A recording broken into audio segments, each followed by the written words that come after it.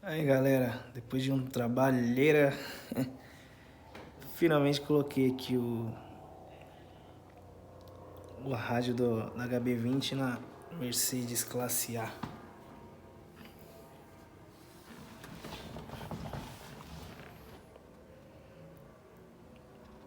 Aí ó, eu gostei, ficou legal. Somzinho aqui normal, volume. Tá no Bluetooth não vai funcionar. Deixa eu colocar aqui o pendriver aqui. Instalei aqui, ó. Puxei essas caixinhas de som aqui na lateral. Puxei um fio por dentro pra ficar bonitinho. Aí, ó.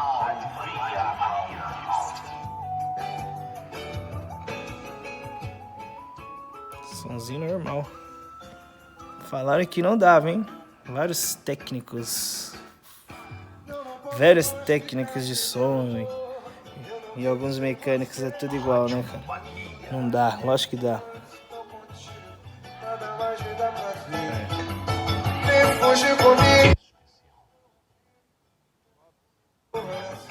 E é isso aí, galera.